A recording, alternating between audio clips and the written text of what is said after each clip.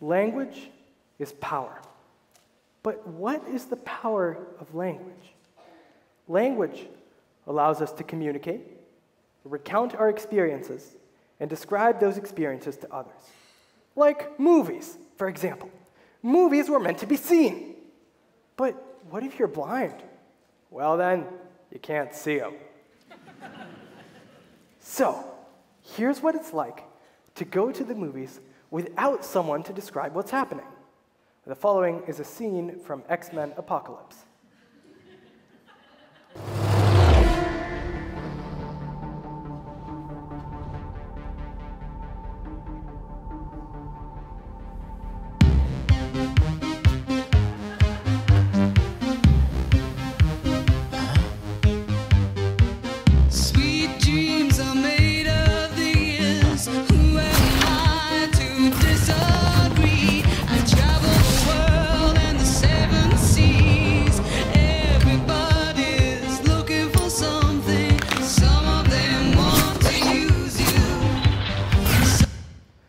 Congratulations! You are now just as thoroughly confused as I am. Now, here's that same scene, but described by someone who has a knack for quickly narrating what's happening as it happens, on the fly. Car speeds by, but time slows down. Bumblebees, their wings moving very slowly as they drone around the flowers. Quicksilver has arrived. Standing on the highway, looking around, taking the scene, eating a Twinkie. He sees the X-Men mansion, he sees a couple of X-Men in their car speeding past, frozen, releases the Twinkie, picks up the charge, and goes racing into the Xavier mansion. Through the whole building, down to the basement where the fireball is beginning to expand. He sees the fireball, he sees some people standing in the end, he nudges a few pieces of debris out of the way, cracks his knuckles, and gets to work. Grabs Hank, speeds him out. Wow, I get it. I understand what's happening. But, you know, I still feel like I'm missing something. And that something are the pictures themselves. A picture's worth 1,000 words, they say. Well, this picture is worth 12,268 words. How do I know? Well, on my 13th birthday, Lila, a family friend, came over. And with her, she brought this big cardboard box, this big fat binder, as thick as a phone book. And in this big cardboard box was an 843-piece Middle Eastern Lego palace. And in the big fat binder were instructions that Lila brailled by hand on a Braille typewriter, letting me know what parts I needed, where they should be placed, and how to orient them, and repeating this information over and over until the set was complete. Here's how those instructions worked. Okay, so if we take something like the Hogwarts castle, the instructions for this step are: put a flat 3x1 horizontally in the middle of the front side on the 16x2 piece on the first row. Put a 1x1 with the clasp to the right of it, clasp to the front and overhanging. Put one 3-button corner piece at the left back corner in the shape of the letter F, and the other one symmetrically the right one in the shape of the letter D. Put one 1x1 piece on the back wall, skipping one button to the left from the right corner piece and the other symmetrically on the right. And that describes this picture, where you have these 6 pieces and you put them here and here and here.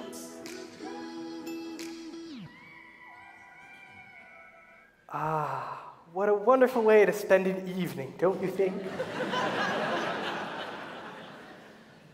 Lila created these instructions for me because she wanted me to be able to build a Lego set on my own. And so, she created a special vocabulary, naming every single kind of Lego piece, using words like flat smooth 2x1, 2x2 cylinder, 1x1 cylinder, etc., etc. And so, she created this special vocabulary, and she was fascinated by the power of the English language itself. And she was wondering, could this language be used in such detail to describe these blueprints so that someone blind since birth could understand them? Yes. I never thought that I'd be able to build a Lego set on my own. But once I built that first set, we knew that these instructions worked. And so we started a website, legofortheblind.com, and we put our instructions there. You see, blind people learn about the world by touching things. So if, for example, I wanted to figure out what the Statue of Liberty would look like, how it was shaped, then I would try and climb it. Trouble is, that would get me arrested. But if I'm able to build that same Statue of Liberty out of Lego, then I understand how it's shaped and thus can learn more about the parts of the world that are untouchable to blind people. Once our website launched, blind children and their parents were ecstatic. They didn't know that this could be done, and they wanted more. So we got bombarded with requests to adapt different sets. Hey, can you make this set accessible? And that set accessible? And what about that other one? Can you make that one accessible? And you know, we had to turn them down. We were just two people in a living room doing this in our spare time. Lila would write the text-based instructions, and I would build the actual sets and check those instructions for errors. That's when I knew that we had to turn this project up a notch. So I got in touch with Lego and asked them whether they'd be interested in creating their own text-based instructions so that blind kids could build Lego sets on their own, just like sighted kids. Lita died 2 years ago, and I promised myself that I would not let this project rest until Lego took action. And now, they have. Lego recently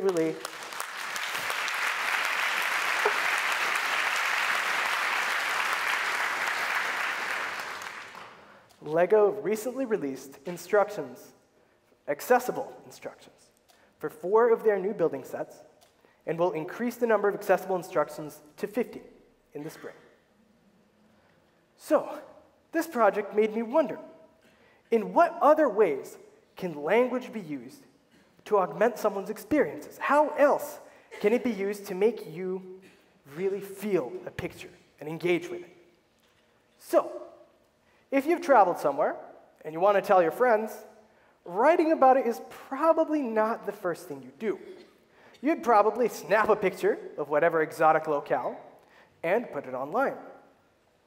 As a child, my parents and I would travel during school vacations. We'd rappel down waterfalls, swim with dolphins, and zip line through the rainforest. And it was thrilling. As I grew older, I wondered what else was out there and what my experience of it would be like as a blind person. Is it really that different from what sighted people experience? So, I started traveling alone and documented my experiences on my podcast, Blind Guy Travels.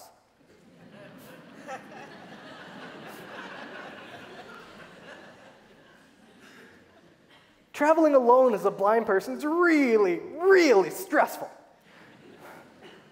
I always say a short prayer before sprinting full speed across the street because I never know when the light will turn red.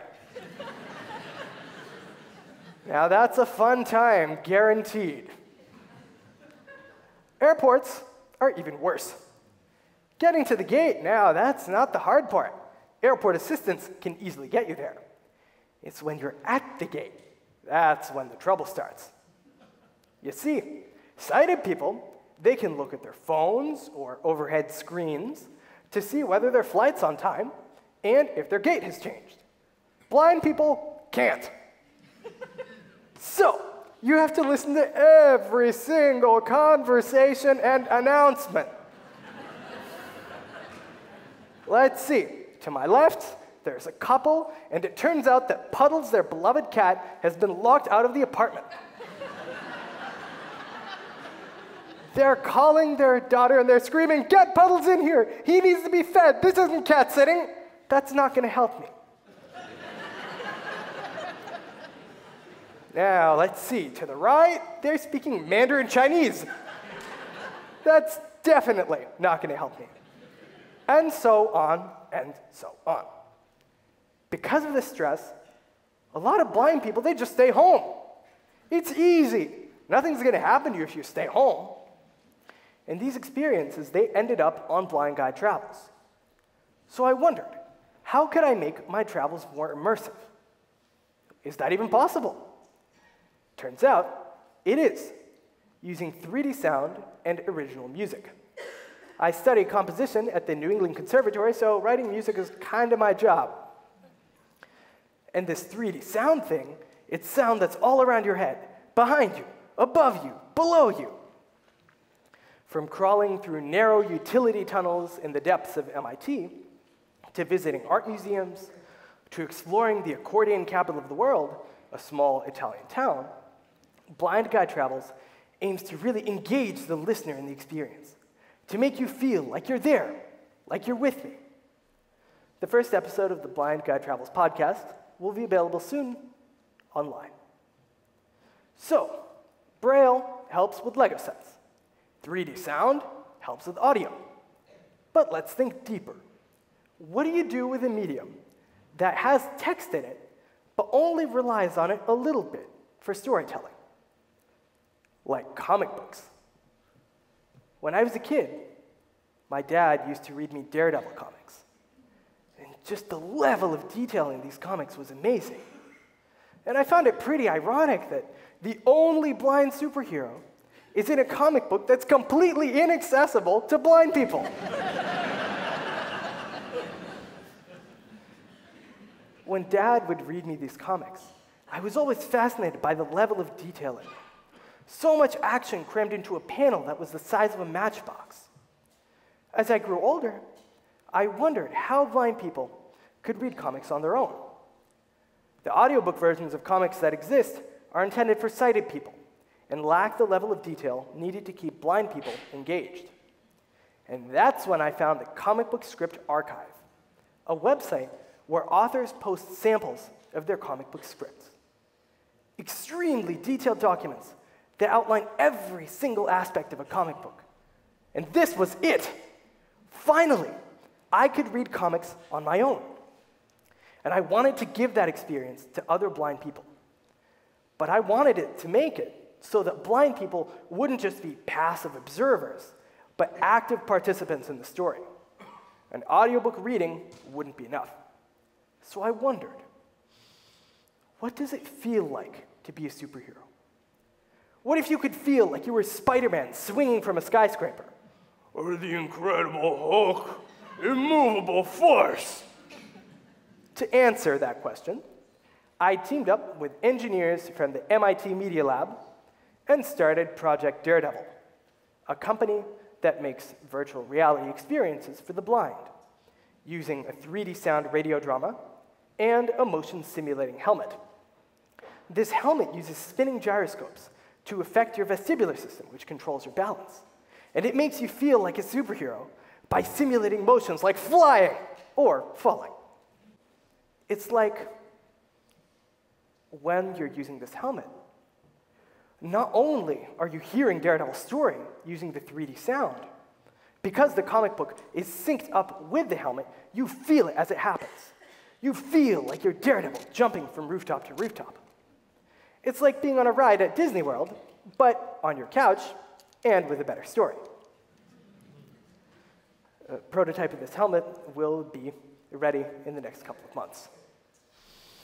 And so, this helmet augments the power of language, not only by telling you Daredevil's story using the 3D sound, by making you feel like a part of it, by letting you be the hero.